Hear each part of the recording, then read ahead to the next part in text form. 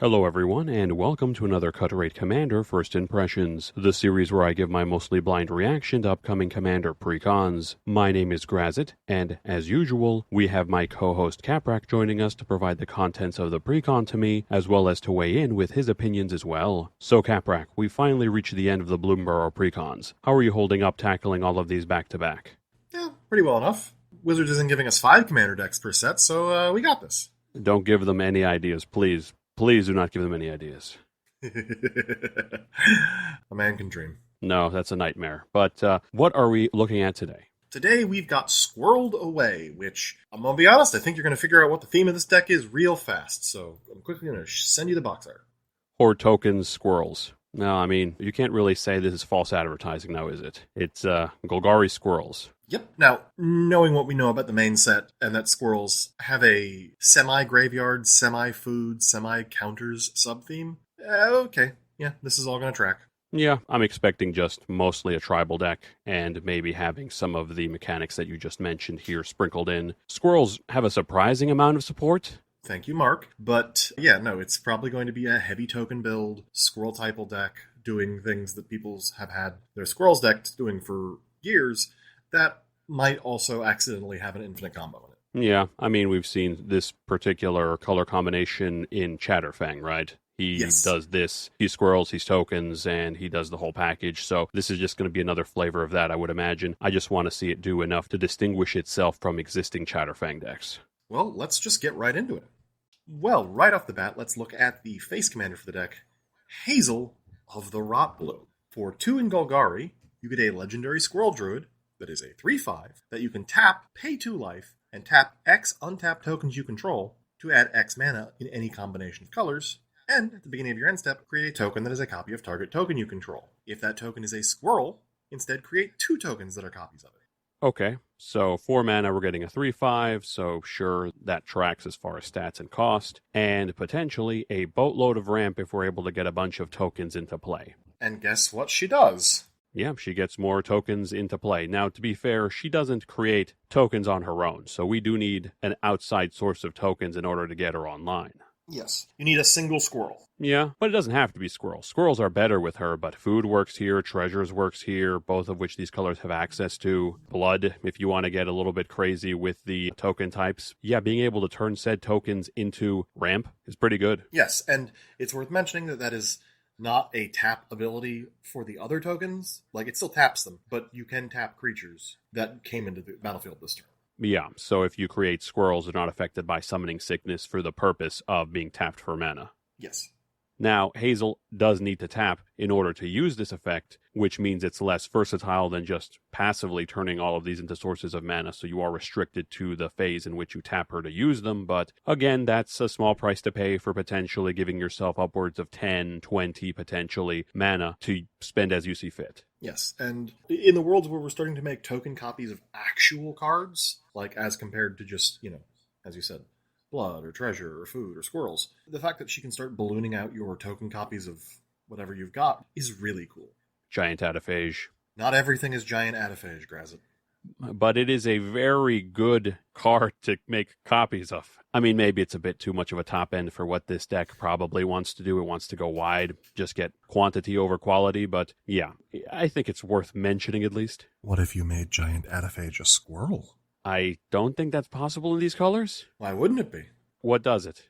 Maskwood Nexus comes for us all.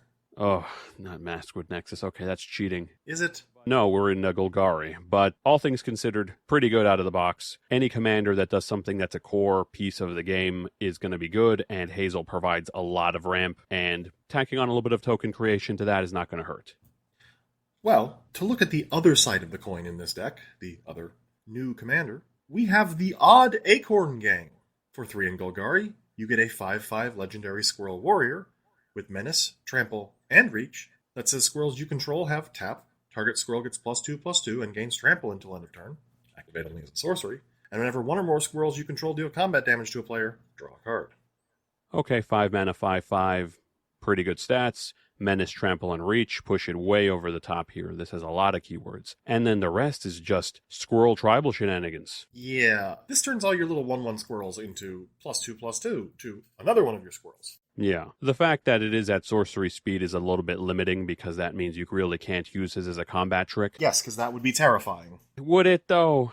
It means that you just need to attack with a couple of things. You would just attack with like 3 squirrels, and whichever one they block is the one you do not pump. And then you just deal lethal, because you're in squirrels, so you can generate like 20 tokens. I think they could have gotten away with taking the brakes off on this one, but it is what it is. It's fine. And the fact that you're able to turn all of your squirrels into continual sources of card advantage, which, the way it's worded, you're only going to be able to draw 3 cards per rotation, 1 off each opponent as a squirrel gets in, right? Oh no, 3 cards. I mean, okay, fair, but it's not as bad as Reconnaissance Mission, Bident of Thassa, that type of thing, which turns all your creatures into card advantage. This is definitely Squirrel Go Big, not Squirrel Go Wide. I mean, it's still squirrel go wide. The more wide you go, you can make the squirrel go bigger. Yeah, but it's fundamentally Squirrel Go Big. You take all your wide squirrels and funnel them into one big squirrel. Yeah, you could. And you can just pump it into this friend here because Menace, Trample, Reach, this thing's got to be double blocked. This thing's going to get through blockers and can incidentally just, pop flyers if needed. You're not going to complain about that. It's again, real straightforward. I think we're seeing this with these back two, where they're just like, okay, these decks do exactly what they say on the tin, and we want you to enjoy them. Yeah, but just because the game plan is kind of obvious doesn't mean the deck is bad. No. Honestly, obvious is a lot easier to build. Yeah. But let's quickly start looking at the other new cards that come in this deck to see how obvious it gets. Mm-hmm. So, for the myriad of new cards that we have, let's just start off with a card with myriad. We've got Scurry of Squirrels. 2 and a green, get you a 2/2 Squirrel Scout with myriad, and whenever Scurry of Squirrels deals combat damage to a player, put a +1/+1 counter on target creature you control. Okay. 3 mana, 2/2, that when it swings, it creates 4 other copies of itself. Yeah. And then if they get in for damage, you get to put a +1/+1 counter on a target, which it can be the primary body, so that then subsequent attacks are easier because it is still just a 2/2, but it doesn't really help the other tokens it creates. It's just going to create still 2/2 copies of itself, but it's fine. If our aim is to go wide with token bodies because we have Squirrel Lords and such, and we have ways to pump up those tokens, then this gets better. Yeah, the real fun fact is this only attacks the original target once. You're actually attacking your alternate targets more. Yeah, expendable bodies are going to be going towards the other target, so generally you're going to be attacking the most vulnerable player with the main body, and then just the other squirrels live or die. It doesn't really matter. But if they are able to get in, you just get more counters. Yep, you get more counters, you go back onto the main squirrel or other squirrels, and just squirrels and squirrels and more squirrels and squirrels. Yeah, not a bad card. If only the tokens lasted longer than End of Combat off Myriad, and we could copy them. Yeah, unfortunately. Well, we may be able to copy them somehow. Somehow, but it would have to be instant speed in combat. Maybe we'll see if that's in here, but let's just look at the next new card, Hazel's Brewmaster. 3 and a black, get you a 3/4 Squirrel Warlock with Menace. Whenever Hazel's Brewmaster enters or attacks, exile up to 1 target card from a graveyard and create a food token. Foods you control have all activated abilities of all creature cards exiled with Hazel's Brewmaster. Okay, so 4 mana gets you a 3/4 menace creature, not the best evasion, but sure, we'll take it. But let's be honest here, the real reason we're taking this friend is because continual graveyard hate, and then being able to just steal any abilities from folks' graveyard onto your food, right? Or your graveyard to enable some very, very, very dumb things. Yeah, it has to be activated abilities, so we don't get ETBs, which are common enough, but we do get to steal mana dorks. I mean, that's the floor, right? No, the floor is stealing Devoted Druid and generating infinite green mana. Okay, no, that is not the floor. Yeah, that's a mana dork. I can see this being powerful, but it really is dependent on what you and the rest of the table's running, right? Yeah, it is entirely dependent on what people have built their decks around. This is a Necrotic Ooze. The catch is, the thing that it's giving all the abilities to isn't itself, it's a series of tokens that don't have to worry about summoning sickness. Or, again, in the case of Devoted Druid, -1/-1 counters actually mattering. Yeah, that's true. Or this card's broken. This card's straight up broken. You can build your deck around comboing with this and doing very stupid things. I believe you. I don't think this deck out of the box has that ability. I wouldn't be surprised if it doesn't have some crazy untap ability. Crazy tap ability. That slipped past R&D. Not even slip past, just it's not going to upend the game if every time you create a food, instantly tap it to do something dumb. But it's still going to be powerful. Yeah, I agree. This friend, if we're playing it as fairly as possible, is a source of repeatable graveyard hate. We can hose Reanimator decks and such. And on the top end of the spectrum, he can be a very degenerate piece if we can hit the right things, either off of our opponents or from our own graveyard if we're focused around that. That's the catch, because it can hit your graveyard. You can build around it, therefore this thing is scary. And we were in the colors of tutors for both black and green, specifically for creatures, so it's not like it's hard to bring this guy up. You can find her. You can also put the right things in your graveyard. Again, there's better cards out there probably that do these things easier, but redundancy is key. And this feels appropriately redundant. Yeah, I agree. Well, since we're talking about food tokens and creatures that care about food tokens and 4 mana black creatures with 4 toughness that care... Okay, wow, this is a lot of overlap here. We have Insatiable Frugivore, which is 3 and a black for a 2/4 Rat Berserker that when it enters, you create a food token. Then you may exile 3 cards from your graveyard. If you do, repeat this process. Then you can pay 3 and a black and sacrifice X foods, giving creatures you control +X+0 and menace until end of turn. Okay, so 4 mana gets you a 2/4, not the best stats. ETB, create a food, then if you've got a loaded graveyard, you can do this as many times as you want? I think it's just 1 additional time. Okay, we'll post it here, depending on how many times you can do it or not. But even if it is 1 additional time, you do get 2 food tokens, which is good to enable our face commander. And then we can sacrifice food tokens to pump our board and make them pseudo-evasive. I mean, it's fine. Again, I'm not the biggest fan of Menace, but...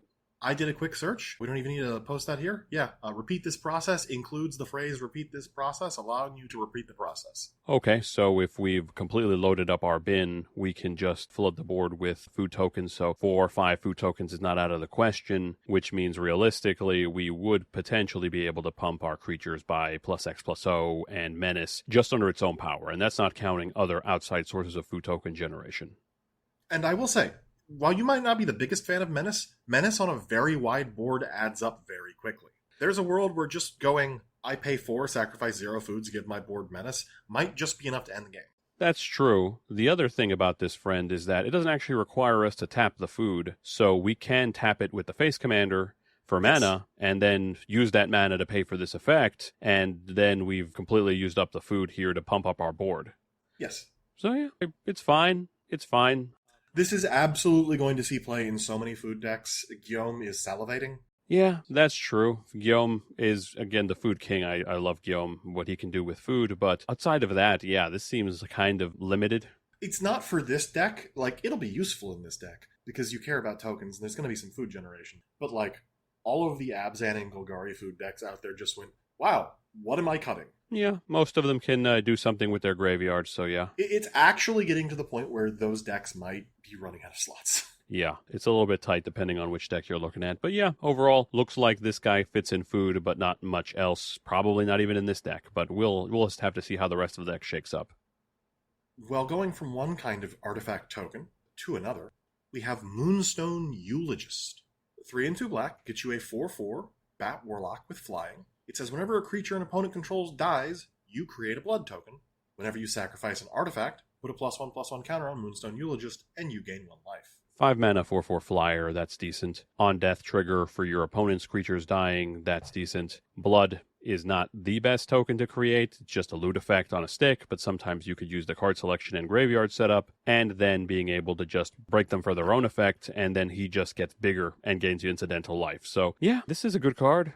This is probably not going to end up here as much as it will go, oh, yeah, I'm just going to ramp this out with treasures. Yeah, being able to sacrifice treasures makes this guy real big real fast. I don't know if we're going to see a lot of treasure generation here, but it'll find a home. And I agree, though, it's probably not going to stay here because, A, it's not a squirrel, B, blood is not exactly what we're looking for. I would imagine we're looking for more squirrel token generation. Blood and the other artifact ones are great for ramp on the commander, but yeah, I feel like this is going to find a home in the treasure decks because unlike the backup commander, putting +1/+1 counters on this is not sorcery speed. So it's no blocks. Okay.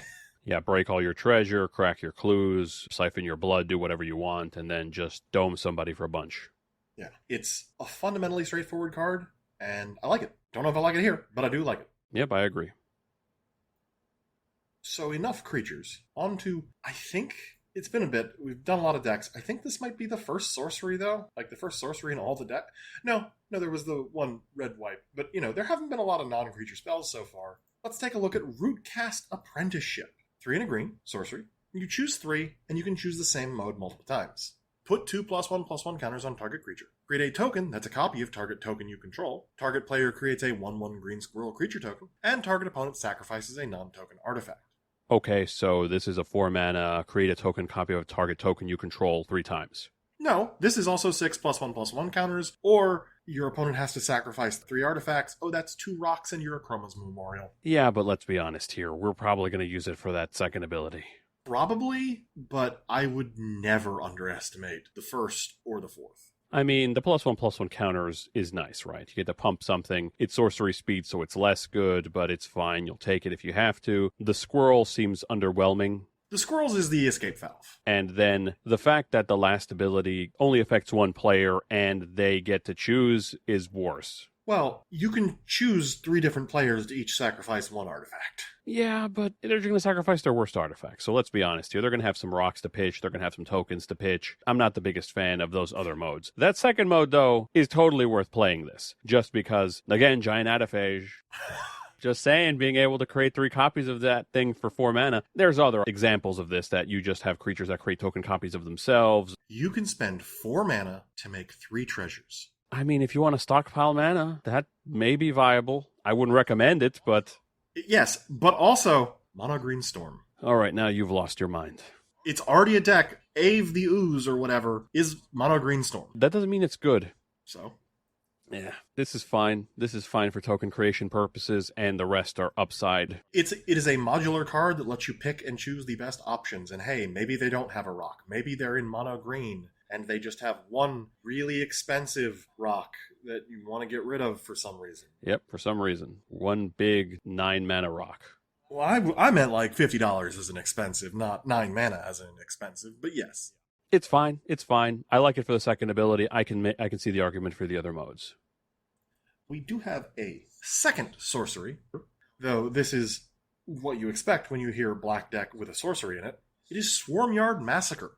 3 and 2 black, sorcery. Create 2 1/1 green squirrel creature tokens. Then each creature that is not an insect, rat, spider, or squirrel gets -1/-1 till end of turn for each creature you control that is an insect, rat, spider, or squirrel. It's a giant Typal Wrath for 4 decks. Yeah, I mean, this is good. Let's be honest here. It's any one-sided type wipe is going to see play. This one's just all upside, so long as you have a board. Out of the gate, it's a board-wide -2/-2. Not the best. Mini wipe. It's a very low floor, but at least it's a floor that isn't 0.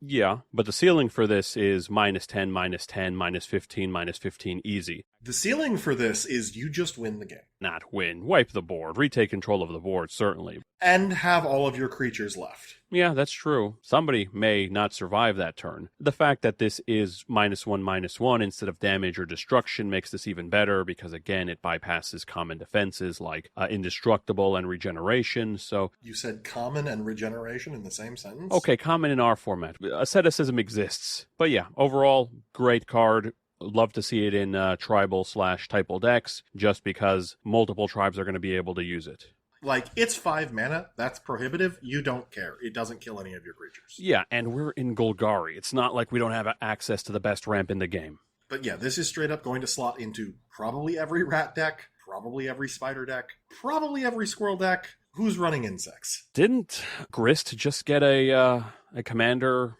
card? Yes, but I don't think those are insect decks. I think those just care about the graveyard. I mean, there's enough overlap, but yeah, this is going to find a home. Certainly going to find a home. Yep. Well, we're on to our last 2 cards. We've got 1 artifact and 1 enchantment, and that artifact is yet another wonderful, terrific name, Sword of the Squeak. It's a 2-mana equipment with Equip 2 that says equipped creature gets +1/+1 for each creature you control with base power or toughness 1. Whenever a hamster, mouse, rat, or squirrel you control enters, you may attach Sword of the Squeak to that creature. So have you ever considered winning with commander damage in squirrels? It's possible. Our commander's not equipped for it. Well, okay, the face commander is not really equipped for it. The alternate is. Equipping this equips them for it. You're probably still looking at a floor of at like a 10/10 or whatever. Yeah, that's fine, but I mean, she still can't get in for damage reliably. But then again, we're in green. We do have the ability to grant trample very easily. And menace. Yeah, but yes, this is kind of a way to turn the face commander into a way to just two-shot an opponent. Or if we do get big enough with just squirrel tokens, just one-shot somebody out of nowhere. The fact that it cares about base power or base toughness means we can pump these creatures to our heart's content so long as one of those two stats is 1. It equips for free, so if we have to move it around, we can. It's fine. It's great. I can't really, fault any of this. It is going to be an absolutely great card in any of the decks that really care about churning out a bunch of 1/1s. Because even if that second ability doesn't matter, Equip 2 is true. Yeah, it's true. Well, lastly, I set us up for this. It's an enchantment. It is the last of our new class enchantments. It is Gourmand's Talent. Single green mana comes into play. During your turn, artifacts you control are food in addition to their other types and have the food ability to sacrifice for life. For 2 and a green, whenever you gain life for the first time each turn, create a 3/3 green raccoon creature token.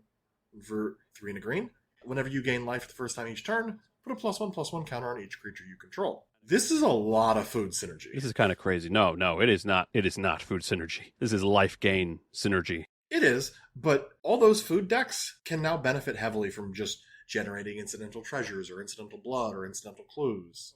Like, Academy Manufacture is a very, very good card. But in a dedicated food deck, like, the treasure's nice, you'd rather just have more food. Well, now it's more food. Yeah, I'll agree with that first ability. It turns on Academy Manufacturer on every single artifact spell you cast. And a bunch of other stuff. Yeah, but if we were to look at this, just that second and third ability, that says first time each turn. Yeah. Put a Soul Sister down, and you are getting 12/12 worth of stats every rotation. Mind you, that is an 8 mana investment to get there. How's that 8 mana? Oh, you're just talking about the first ability. I thought you were talking about both. Yes, I'm talking about the second ability. Just pay the 1 and the 3, and all of a sudden, just have a 1 mana Soul Sister out. She just generates you 12/12 worth of stats every rotation, which is insanity. They do have to play a creature. Yeah, but that's typically going to happen. And you have to not have a 1/1 die. That's true, but it's not like we don't have a bunch of clones of her that do functionally the same thing. This is a good life gain payoff card, especially. Good is understating it. This is superb life gain payoff because we're just talking about the second ability. If we get all the way down to the last ability, that then pumps our entire board, again, 4 times per rotation. That is each turn. That is insanity. This card is fantastic for life gain decks. It does fit, admittedly, in food decks. It's just that a dedicated life gain deck, it's going to be a lot easier to just get passive value out of this without you having to do anything. The investment for 1 green mana for food decks is great. Again, those things are real tight, and they do have a surprising amount of incidental life gain too, so they're going to care about the other half. Yeah, that's true. But I have one thing to say about this card. Run more enchantment removal. Beast Within, Chaos Warp, Generous Gift, that hits enchantments. Vindicate just got a reprint recently. That's cheap. You run permanent removal. You don't run enchantment removal. That's a bit too niche. But I love this card. Probably going to go in Dina, honestly, because I love that deck too. I am just real happy about this one. I'm glad that we can end on a new card that makes you happy. Yay. I guess that means it's time for us to wing right into the reprints. Yep, let's see what Wizards has deemed to bring down in price for us this time around. So, there are a lot of what I would call lower end, but still nice reprints in this deck. The kind of stuff that if they weren't here, they'd be like $4 or $5 by the time the next deck comes out. So let's just try to blaze through these and look at the okay enough reprints first. Okay, let's see what we got. First things first, good old Gilded Goose. Gilded Goose, efficient mana dork, creates food, which feeds our face commander so she can create mana with it without having to sacrifice it. Incidental life gain, sure, this is fine. Yeah, no. Was a couple of bucks, now less than $1. And that's pretty much the price range for most of these. Was a couple of bucks, now less than $1. Up next, Zulaport Cutthroat. Yeah, Zulaport Cutthroat is great. Classic Aristocrats piece. Your things die, turns into AoE life loss for your opponents, and life gain for yourself. Can't really complain about this because we're probably going to be chucking a bunch of 1/1 squirrels into people's faces. They block them, they take life loss. They don't block them, they take damage. Yep, real simple. Hey, you want another one of those? How about Poison Tip Archer? Yeah, see my previous comment. Yeah. Except, again, better stats. Reach and Death Touch to deal with pesky flyers. You don't gain life off this one. Yeah, but as a trade-off, this cares about if anything dies. Yeah. So this can be your opponent's stuff, too. Yeah. Up next, good old piece of removal that I know I've seen you use a fair amount, Terra Sunder. Yeah, Terra Sunder's great. If you want to go ahead and use it without kicking it, it pops back row. If you want to kick it, it pops anything, except lands, but... We're not monsters. Yeah. Another piece, I didn't realize this had not been reprinted yet. Plum the Forbidden. Yeah, Plum the Forbidden is another good Aristocrats piece, being able to mass sacrifice a bunch of your creature base and then turning that into mass draw at instant speed, so you can always save this in response to a wipe, for example, and get a bunch of value. Not a bad card to have, especially in a deck that can go wide with piddly tokens like this deck seems to be able to do. Yet another card that feels like I forgot existed. Chittering Witch. Yeah, Chittering Witch is not a bad card. Is she really that expensive? She was creeping like $2, and now it's sub $1 again. Okay. I mean, it's again another way to turn excess creatures into something, in this case, targeted removal. Yeah. And she comes with 3 bodies when she comes down, so I mean, that gives you bodies to start sacking if you don't have an established board already. More or less, yeah, and again, I don't think she'd get too expensive, but with the prevalence of rats in the set, maybe there would have been demand. Yeah, true. Lastly, of these, Garruk, Cursed Huntsman. Okay, so this is the Garruk that creates tokens, pops creatures, and then gets you the emblem that overruns permanently. Yes, and that's not necessarily a hard emblem to get to. No, he's a 5, that ultimate is a -6, and for his 0, it just gets you there. You just need a way to sacrifice one of those creatures and protect it. Yeah, and we've already seen multiple ways to do that. Yeah. Yeah, so good card. I can't really complain about this one either. So those are our real fast, 2 or 3 now sub $1 reprints. Now we're going to start swinging into the stuff that, this one's right on the edge. So let's just keep it short and simple. Deep Forest Hermit. Squirrels. I mean, it's a squirrel deck. If it wasn't here, this would be $5 or $6. It's here, so it's not $5 or $6. Yeah, it's squirrels. We're in squirrels. It's a squirrel lord. It creates squirrels. It's squirrels. So, more real cards, like something that probably is just going to keep creeping up, and this reprint helps. Haywire Might. Yeah, Haywire Might is expensive for what it does, because it's just a slightly cheaper to activate Caustic Caterpillar. It exiles instead of destroying, gains you a bit of life. What is this hanging around at, $3-4? Yeah, pretty much. Yeah, I don't know why, but yes, it is a very, very good card overall, especially if you can recur it. Moving on, another card that's right on the cusp and is going to keep creeping up. Glad it's here. Tireless Provisioner. Yeah, okay. Classic landfall card that either nets you food tokens or treasure tokens, which nets you treasure tokens because you'd be hard-pressed to take that first option. Yeah. Oh, yeah. More ramp as you make your land drops. Not going to really complain about that. But this deck does seem to care about food just enough where you're not necessarily going to complain about a food every now and then. Yeah, having the option to get incidental life gain when we've seen payoffs like the new class is definitely upside to run Tireless Provisioner in this deck. Up next, so I kind of occasionally seed things in conversations to see if you're paying attention. Maskwood Nexus. I mean, okay, does it really need to be here? We need to see the volume of squirrels to make that final determination, I think, when we look at the rest of the 99. The big thing is, hey, this creates squirrel tokens. Yeah, but not the most efficient source of squirrel token generation. 3 mana for 1 is a bit, underwhelming. It's instant speed. You can hold your removal up, and when nothing comes up, you get to make a squirrel. Yeah, I mean, that is upside. But again, how much value are we really looking at to get out of this? Something, giant adaphage, something.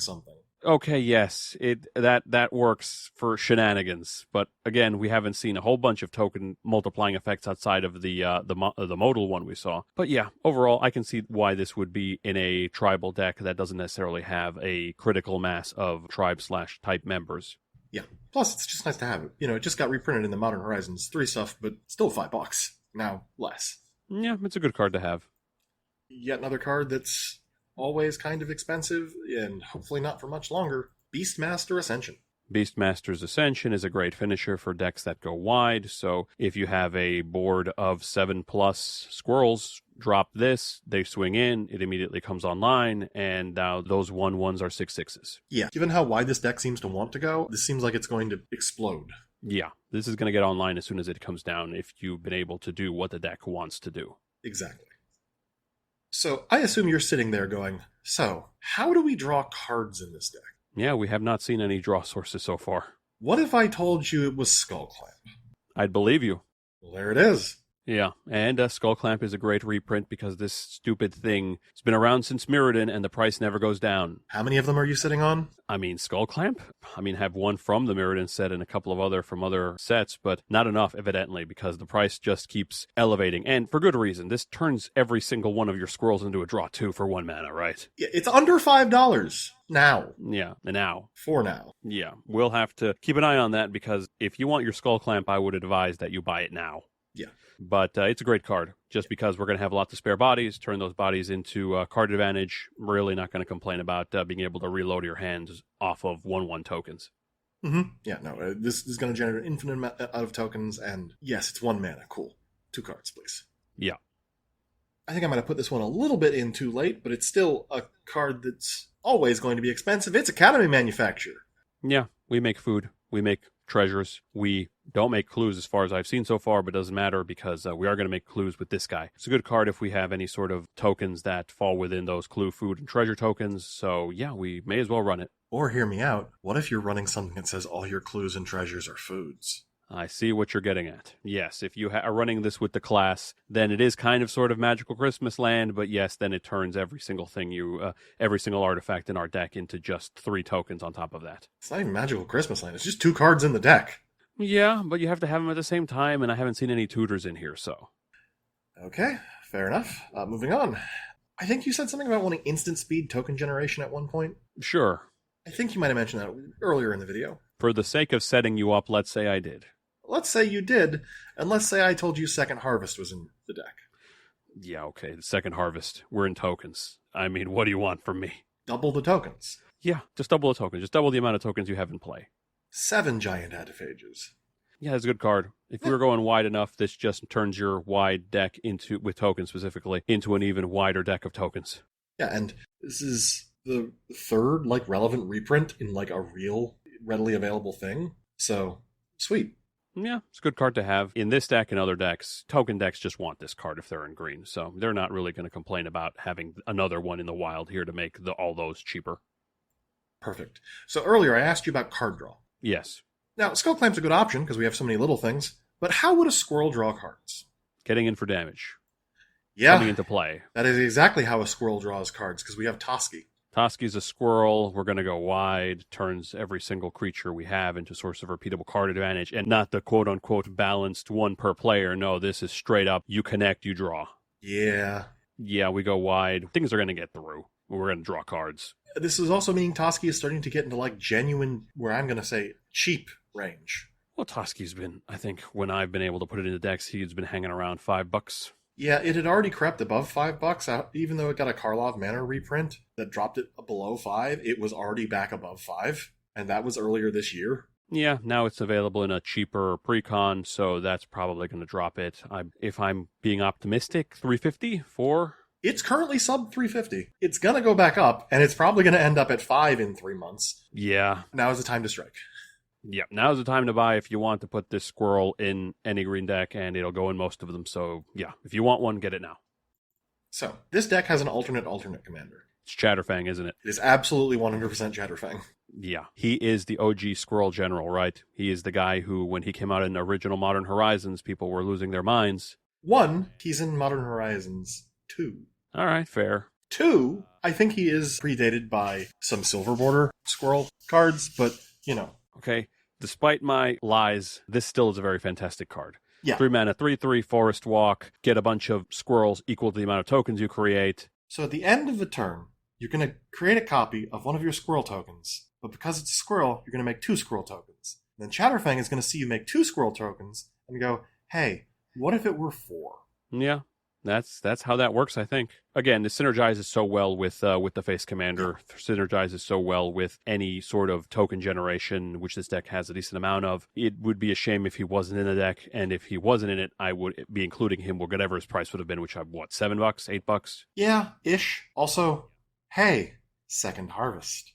Yeah, Second Harvest even more. Yeah, with this deck is going to be able to go real wide. Also, you have Chatterfang in here now, which means you can probably accidentally put a ham sandwich in the deck and it'll go infinite. Yeah, I mean, you can go real wide with Chatterfang on board, so it's a fantastic include in this deck. I just know he's broken in other formats. I mean, he's fine. He's fine in Commander, and he's a popular commander, so folks are going to like to see him here.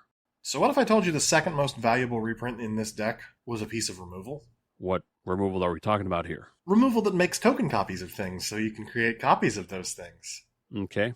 Yeah, so Saw in Half is removal, air quotes. Well, technically it's removal, yeah. It's removal that you're going to be using on your own stuff. Absolutely. This is a combo card masquerading as removal. Because you're not going to give your opponent a copy of two things. Unless you're real desperate. You need to cut something that's gigantic down to size, maybe. Or maybe you're doing this to a legendary creature that one of them dies instantly. Or maybe you just do this to your own Academy manufacturer. Yeah, you can do this to your own Academy manufacturer. Then you start copying Academy manufacturers, and then you realize, oh, this is why we have Map Squid Nexus in the deck.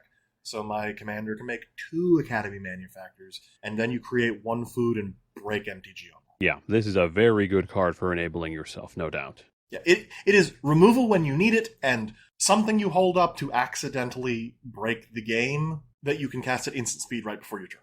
Also, of course, they would reprint it after I get one. Them's the breaks. Yep. And at the top end of the list, I believe this is a first-time reprint of a card that might be near and dear to your heart because of where it's from. It is Beledros Witherbloom. Beledros. He has been over $10 for a while, hasn't he? Or hovering around there. Yeah, I'm seeing historically like 12-ish. Currently, this copy is sitting at under 4. That's quite a price decrease and for quite a powerful card because, this is one of those token generators that procs on every upkeep, so you're just going to get continual value. And that last ability to pay 10 life to untap all your lands is well worth the 10 life that you're paying because you can easily win the game or establish a unbreakable board using that mana. Yeah, no. It's very much like, oh, this is a nice to have, but it's 7 mana. And then you realize all this token generation we've had is mana. Every last ounce of it. Yeah, this is a good card. I can't say that maybe it 100% fits in here, perhaps with the squirrel theme, but if we're just thinking of this as a token generator that can ramp you an insane amount on demand, so long as you're willing to pay a quarter of your starting life, yeah, that's definitely worth keeping in. This deck has also had a scary amount of life gain, so 10 life probably isn't going to be much. And also, once each turn, not each turn cycle, how much instant speed stuff can we hold up? How many activated abilities that are only mana can we hold up? Yeah, that's true. Activated abilities definitely come into play. Instant speed spells. The pests you create are life gain sources in of themselves. So overall, yeah, good card. I'm not saying you should dump 40 life into Beledros in one cycle. I'm just saying you could. You could. You always have the option of going out on your own terms, at least. As long as you have a multiple of 10. Yes. But that is all of the cards that I've seen that either were kind of expensive or probably would have been kind of expensive hadn't they been here. Again, if you think I missed anything, besides the Soul Rings and all the other true staples that are in every deck but never creep down, let us know in the comments. But that means it's time for you to take a peek at the rest of the deck, and we'll get back to them with your true thoughts. Yep, let's see what the rest of the 99 looks like. So, after taking a bit to look at the rest of the deck, what do you think? Well, I don't quite like it as much as the deck we just covered, the animated deck. It was a high bar. Yeah, that was a very high bar to reach. But this deck is still solid, I think, though there are definitely some areas where I think it could use some improvement. Starting with the positives, land base, like all these other decks that we've covered so far, is fantastic. We've got Twilight Mire, Llanowar Wastes, Necroblossom Snarl, Woodland Cemetery, all standard Golgari lands. We got a couple of good utility lands in here, Bajuka Bog serving as, your typical, I'm in black, I want to have Graveyard Hate. But also Swarmyard is in here. Swarmyard. Which is really expensive. I'm surprised you didn't go over that in the expensive reprints because this card is certainly an expensive one. It is technically a land, and the remastered reprinting got it down to a reasonable price. Still expensive, but reasonable. Yeah, but this is a fantastic way to just keep our commander and or any other of the vermin it protects alive if we need it to, so that's also fantastic. Then things are a little less solid when it comes to the core stats, though, because when we look at the ramp, it's just okay. It may actually be subpar compared to other green decks because we're getting most of our ramp from rocks and completely ignoring land-based ramp for the most part. We are getting most of our ramp from our commander, but I understand wanting enough to get there. 4 isn't hard. The rocks here are good. Okay, I'm not going to deny that the mana rocks here are good, but I'd rather have land-based ramp that our opponents are going to have a harder time dealing with, especially when it's so common in our colors. Then, We get back to more solid ground when we get to the draw sources. Idol of Oblivion, because obviously we're in tokens. This is just going to passively draw us an extra card per rotation. Deadly Dispute to go along with the Plumb the Forbidden and the Skull Clamp that we had before to turn our excess tokens into card advantage. Can't really complain about that. But then once we get to removal, it just goes back to okay. Putrefy is a good one. It's fine. It has a decent amount of flexibility on the targets it can hit. Then we get to higher CMC ones that can hit multiple targets, like Windgrace's Judgment, Casualties of War. Generally, these are a bit too expensive for what they do, but again, our commander can pump out a ridiculous amount of mana, so these become more palatable. But then we have a card like Maelstrom Pulse, which is 3 mana, sorcery speed, permanent removal, when we could have just put in, Beast Within in here and called it a day. I still think Maelstrom Pulse is a little underrated, just given how handily it deals with token decks, and as sort of like a silver bullet against treasure decks and stuff like that. Yeah, I can see the argument here that if somebody has a wide array of tokens of the same type, but then for every case where this is a complete, blowout, there are 5 more cases on which this was just subpar single target removal. So that's why I personally don't like it. But I can see, again, if you're at a table that has a lot of similar named tokens, definitely, or treasure focus, like you said, and it's definitely going to be good in that matchup. Then moving on to board wipes, Decree of Pain is the only other board wipe in the deck, which is not great. To be fair, the other board wipe is really good. Yes, the other board wipe is a one-sided wipe, which takes this from being terrible to just, middling. Maybe swap out that Decree of Pain for the other tribal wipe in black, Decree of Dominance. Kindred, I want to say. Kindred Dominance? Yes, Kindred Dominance, you're right. Now, for the tribal aspect of the deck, it's an interesting mix, I think. We definitely have squirrels. We have Nested Shambler, Squirrel Sovereign, Ravenous Squirrels for the tribal side of things to be able to take advantage of the squirrel synergies we've seen that they themselves can provide, as well as squirrel utility pieces like Shitter Splitter, which pumps our squirrels, sure. But then the deck kind of pivots a little into other types of tokens, like we've got Arasta of the Endless Web in here, who creates spider tokens. We've got Ogre Slumlord, who creates rat tokens and pumps rat tokens. I don't know how I feel about that. It is a token deck with a heavy aristocrat sub-theme that, you probably do want to pivot away from being like as general as it is and focus a little bit more on the squirrels. I've noticed there aren't many new cards from Bloomburrow, just Honored Dray Leader and Cash Grab. They're both good cards. Yeah, I mean, for Honored Dray Leader, we're looking at it just comes down bigger on the more established board state you have. And then, it just keeps getting bigger the more you establish your board state. So it's good for squirrel decks and food if we were going to go in that direction. And Cash Grab is just another way to get permanents back into our hand from our bin, which has extra synergy with squirrels. So yeah, they're good cards, but there's a lot more in Bloomburrow that can probably go in here. Yeah, I can see that. I'd have to look at the main set, which I haven't had a chance to do because I don't want to spoil myself when doing this. But yeah, I can certainly see building this more into a proper typal/tribal deck, just instead of this more generalized token approach. And swinging back to the fact that you mentioned that there is a lot of aristocrats overlap, you are not lying, because we've got Bastion of Remembrance, Nadir's Nightblade to be able to turn our casualties into life loss, and then cards like Morbid Opportunist who instead turn our casualties into a card advantage. So yeah, this deck can certainly go in an aristocrats focused direction and appears to be kind of going into that, turning our lost squirrel / tokens into just more value and or damage. All in all, I think it's a fine deck that wants you to decide what you're doing with it. Yeah, I can agree with that. Miles better than the first two we covered because this has a more solid game plan, not quite as good as the animated deck that we covered previously, but like you mentioned, that was a high bar to pass. Still a solid deck overall, and I think with a couple of upgrades, this can hang rather well on most game tables, I think. I think you're a little harsh to the first decks we looked at, but yeah, this one's just good enough for me to not want to complain out of the box. Yeah, okay. And with that, we've done our final first impressions for the Bloomburrow Commander set. So, again, thank you for joining us for this. Again, thank you, Kaprak, for compiling on the cards and providing your input as usual. I like doing it, so glad to help. Let us know in the comments if you agreed with our takes on this video or any of the other videos, which I'll be including at the end of this one. And otherwise, this has been Grazzet. And I'm Kaprak. And have a good one, folks, and stay safe.